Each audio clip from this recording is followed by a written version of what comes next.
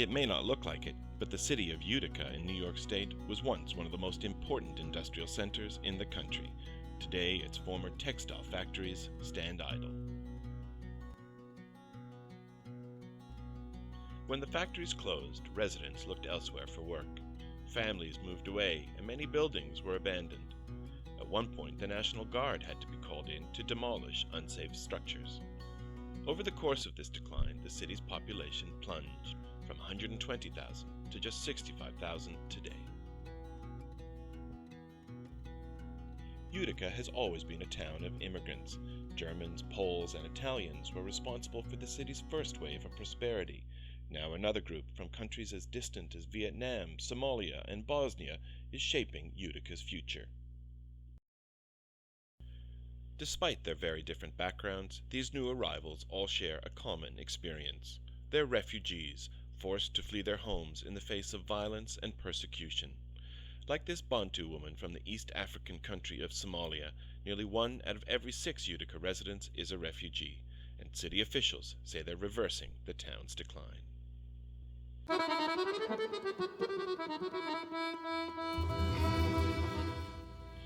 Bosnian families fleeing the war which devastated their country in the 1990s were amongst the first to arrive in Utica. They've since been joined by people escaping violence and persecution from across the globe.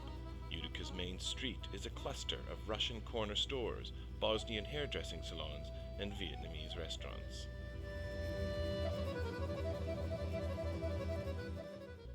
Jeva Djarovic named his small grocery store and coffee shop after his daughter Amy when he opened a couple of years ago.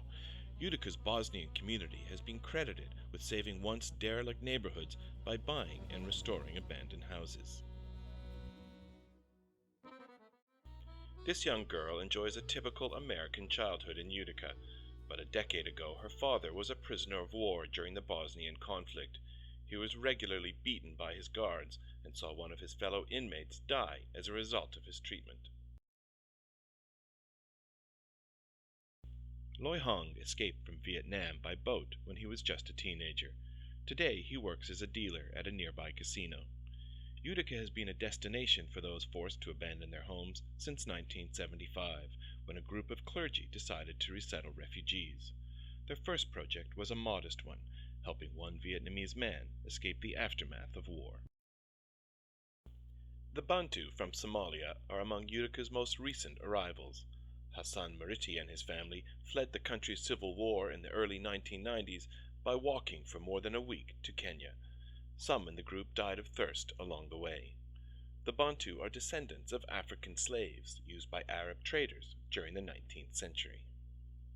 All of Hassan's children now speak English, and despite the extreme cultural differences, are at ease in an environment that once seemed very strange. 3 years ago, the U.S. government began resettling the Somali Bantus to cities across the country. In addition to Utica, many ended up in places such as Salt Lake City, Denver, and Tucson. Ong Tin Mo was a student activist against the military government in Myanmar, also known as Burma, and was forced to flee into the jungle. There he met and married his wife and witnessed the birth of his 2 children in the simple bamboo hut that was the family's home. This girl's family also came to the United States from Myanmar. It's not just the refugees that have had to get used to change. Utica itself has had to adapt to the arrival of people of different cultures, faiths, and traditions. The Brutsky family arrived in Utica from Belarus in the former Soviet Union, where they were persecuted because they belonged to the Pentecostal Church. For 12 years, 41-year-old Pavel tried to escape. When he was finally allowed to leave, he had to give up his passport and pay a fine. "It didn't matter where we ended up," said Pavel. Still, when they arrived in Utica, the family was shocked at the condition of their new home. Several months later, Pavel saw his sister shot in what was then a still lawless part of the city. Utica's Pentecostal community is now large and vibrant. They recently completed construction of their own church, with seating for 1,200 worshippers. Still, nearly every service is standing room only. In a local barber shop, 60-year-old Yuso Makovic finishes with a customer. Like many here, he came to Utica after fleeing the Balkan Wars. A sign on the barbershop wall announces that Utica is a haven for Bosnians, a sentiment that sums up the community's feelings. Utica has been good to refugees, but the refugees have also been good for the city. They've been credited with turning around the city's fortunes. At a recently rebuilt factory, more than half of the employees are refugees. Up to 4 members of some families work at the plant. Bob O'Reilly, ConMed's Director of Human Resources, calls it a win-win situation. It's good for the refugees, and it's good for us, he says. In fact, the company wouldn't be here without them. The Refugee Resources Center is one of the liveliest places in town. Its corridors are packed with people from around the world, dressed in everything from Buddhist robes to heavy overcoats to keep out Utica's freezing winter temperatures. The center provides a range of services to help refugees settle into their new home. Many refugees arrive here with no knowledge of English. The center also helps people to find a job, an apartment, or a school for their children. But the center doesn't just help refugees. It also advises local schools, hospitals, and community groups on how they can best help the often overwhelmed new arrivals. Building bridges is how the center's director describes it. In one of the refugee center's computer classes, a Somali Bantu woman comes to terms with a complex new world. Each year, the U.S. government establishes how many refugees will be accepted into the country and then works with state officials and refugee organizations to decide where they'll be resettled. The UN Refugee Agency cares for some 21 million displaced people around the world. For most, their first choice is to return home. Others start new lives in those countries where they originally sought safety.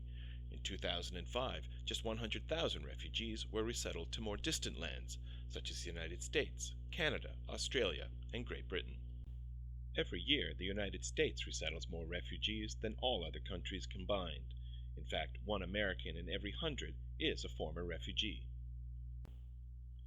It's perhaps the Somali Bantu who have faced the greatest challenges in adjusting to their new lives. Most of those obstacles have been overcome. But when you're from a country where temperatures are normally well over 100 degrees, the bitter cold of a Utica winter can seem overwhelming. Sometimes adapting to new conditions can be as simple as dressing for the occasion, but the success of Utica's refugee program hasn't been without problems. House prices have gone up, making it harder for new arrivals to find affordable accommodation. Financial resources are tight, but the city's mayor rejects suggestions that Utica has accepted all the refugees it can. On the contrary, says Mayor Tim Julian, we look forward to welcoming more. Sinat Butt and his wife survived Cambodia's killing fields and say the Hollywood movie of that name underplayed the savage butchery of a time when nearly an entire population was uprooted and murdered. While their arrival in Utica has been disorienting for many of the refugees, resilience and the ability to adapt are strengths shared by all, including Utica itself.